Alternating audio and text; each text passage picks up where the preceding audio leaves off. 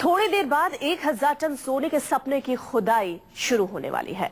इस खुदाई की पल पल खबर देने के लिए देश विदेश की मीडिया डोंडिया खेड़ा में तंबू गाड़ चुकी है।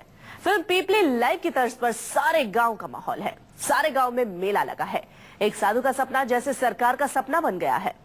यकीन नहीं होता कि ये 21वीं सदी है जहां सपने की बात पर इतना बड़ा स्वर्ण उत्सव शुरू हो गया है। बाबा जी ने जो कहा है सोना हवा नहीं निकला तो नहीं, ये हो नहीं सकता। हमारे पहले भी जो है यहाँ पे जमीनों में सिक्के और सोना बिखरा है। 100% निकलेगा। हमारे भगवान ने जो आदेश किया है कि यहाँ सोना निकलेगा तो वो निकलेगा। सपना देखना अच्छी बात है, सपना सच करने में भी बुराई नहीं, लेकिन सपने की भूल भुलैया में एक खजाना खोजने के लिए सरकार खुद सारथी बनकर ख्वाबों के रथ पर निकल जाए, ये पहली बार देखा है। इस किले में जो कुछ हो रहा है उसे ऐतिहासिक कहें या आस्था के आसमान में परवाज भरता विश्वास, जो भी है पहली बार है। दुनिया के 200 देशों में से शायद हिंदुस्तान ही ऐसा देश है जहां एक सपने का पीछा करती सरकार एक किले तक पहुंच गई, खुदाई शुरू हो गई, उम्मीदें बढ़ गईं, पूरा गांव पीपली लाइव पार्ट 2 जैसा दिखने लगा। अगर सोना मिल गया वहां तो हमारा आपका क्या होगा? मुझे नहीं लगता कि वहां सोना मिलेगा, बिल्कुल इसमें कोई सवाल ही नहीं है। और 1000 टन सोना बहुत होता है, बिल्कुल नामुमकिन है। 10-20 टन मिल गया तो एएसआई धीरे धीरे खुदाई करती रहेगी, सालों ये खुदाई चलती है, नहीं सवाल ही नहीं है। कलयुग है, कुछ भी हो सकता है। 4 दिन पहले तक जिस किले का वजूद भी नहीं था, उस गांव में दिल्ली और मुंबई से भी ज्यादा चकाचौंध दिखने लगी। जानते हैं क्यों? क्योंकि 1000 टन सोने का सपना सरकार की आंखों में भी तैर रहा है। तभी तो मंगल पर जाने के सपने देखने वाला हिंदुस्तान, सुपर पावर की हैसियत पाने का ख्वाब देखने वाले इंडिया के एक मंत्री एक सपने से बुना ख्याली पुलाव प्रधानमंत्री के सामने भी परोस देते हैं और खुदाई की हरी झंडी मिलने पर गर्व की अनुभूति करते हैं। मुझ पर उनने विश्वास किया, मुझे बुलाया कि कहा कि यहाँ पर बहुत बड़े सोने के भंडार हैं, यदि आप इसको केंद्र सरकार को सौंप सकते हो तो सौंप दो। तो मैंने यहाँ जिन जिन को कह सकता था, मैंने सोनिया जी से बात की, मैंने राहुल जी से बात की, मैंने यहाँ के वित्त मंत्री जी से बात की, मैंने गृह मंत्री जी से बात की, मैंने प्रधानमंत्री जी को लिखा, मैंने उनसे कहा कि इसकी जांच करा लिया जाए।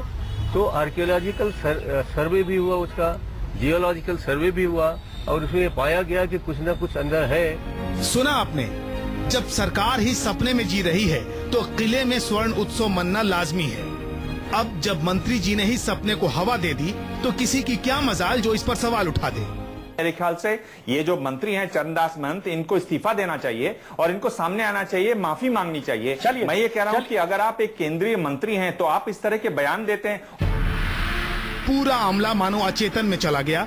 हर किसी के सपने में सोना ही दिखने लगा, आम लोग हो या फिर सपना देखने वाले संत के शिष्य। सोना अमर शहीद राजा राव राम बख्श सिंह, जो डोंडिया खेड़ा के राजा हुआ करते थे और जिनको अंग्रेजों ने फांसी दी थी, उनका है। उन्होंने शोभन सरकार से बार बार आग्रह किया है। शोभन सरकार को कैसे मालूम हुआ है? ये उनकी पढ़ाई है, उनकी विद्या है, इसको मैं नहीं बता पाऊंगा। मैंने विद्या नहीं पढ़ी, मैं भी आपकी तरह लेमैन हूँ। और हाँ, ये बात जरूर है कि अगर शोभन सरकार कह रहे हो 1000 टन है तो उसको खोल के देखा जाए। संत के शिष्यों ने 1000 टन सोना देख लिया, मंत्री जी ने देख लिया, एएसआई ने भी कह दिया भाई कुछ तो है इस जमीन के नीचे। बस फिर क्या था? जनता को और क्या चाहिए?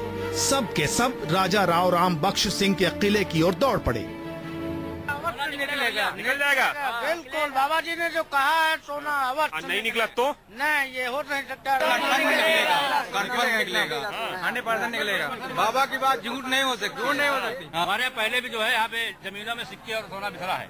मिले लोगों को सिक्के, इससे हम लोगों को जो बाबा जी की बात पे पूरा विश्वास है। लोगों की उम्मीदें आसमान छू रही हैं और ये सब देखकर एएसआई की धड़कनें बढ़ गई हैं।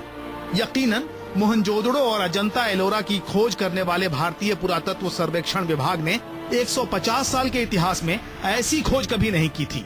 सपना, नक्शा, सोना, राजा की भटकती हुई आत्मा और बार बार ये दावा की खुदाई करो, सोना तो यही है। आप तो कह रहे हैं कि आर्मी को खुदाई करनी चाहिए, आर्मी खुदाई नहीं कर रही है।